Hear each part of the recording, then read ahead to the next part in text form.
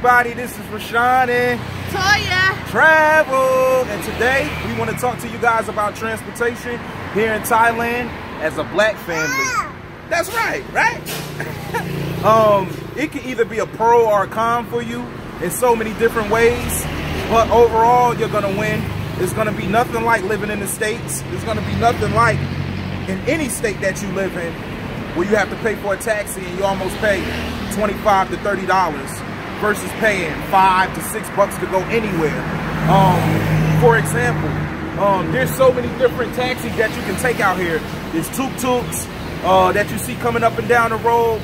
There's these red cab taxis that you see that look like pickup trucks with the canopies on top. Depending upon the area that you're in, they change colors. They can go blue, green, yellow, burgundy, red.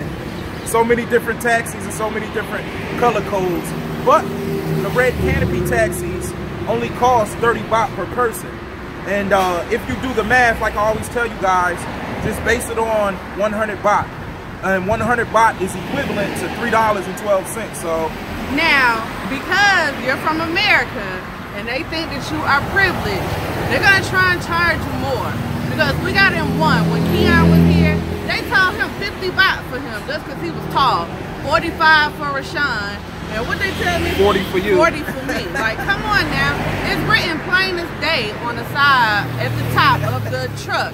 $30, 30 baht per person.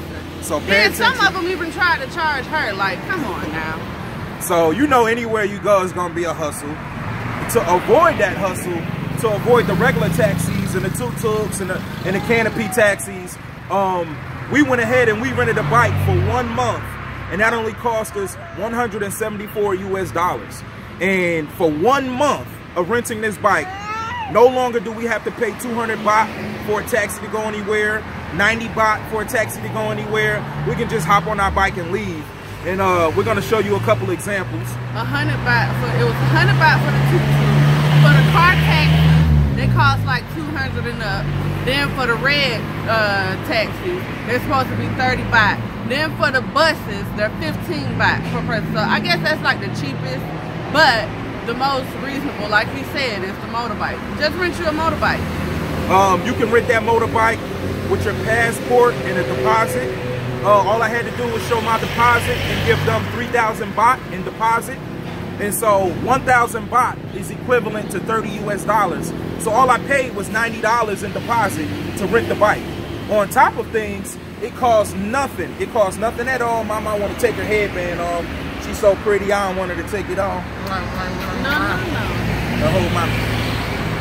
And so, just to fill the tank up to this bike, it only cost me 130 baht.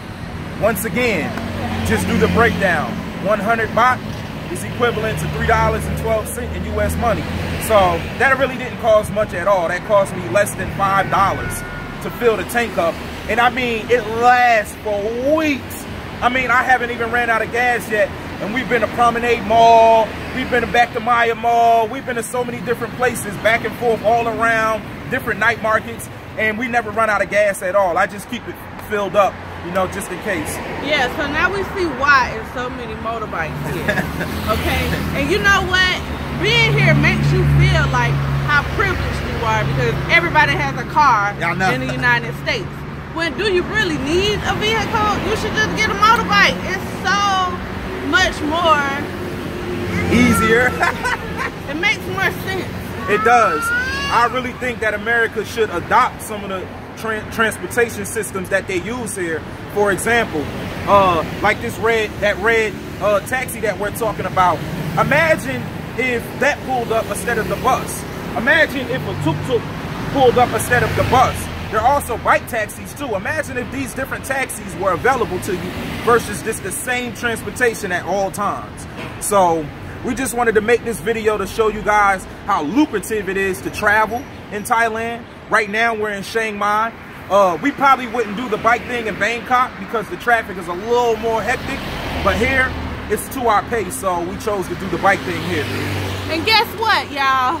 I seen my first Buick. No, it was a Chevy. I'm sorry. I seen a Chevy. As soon as I seen the little plus symbol, I was like, oh, look, there go the bus. You see the bus? And so you know, she's saying that because out here, the majority of the vehicles you see are Mitsubishis, Toyotas, Hondas, just, you know, Nissans. You very rarely see a Chevy.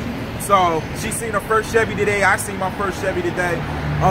There are Mercedes out here. This just about every vehicle that we have in the state, but the majority of the vehicles that you see are those what I just named. So stay tuned. We're gonna give you more videos, updates. We guys want you to subscribe to our channel because we need your support and help. Make sure you subscribe if you like these videos and you want them to keep coming. Help us keep traveling, okay? Peace.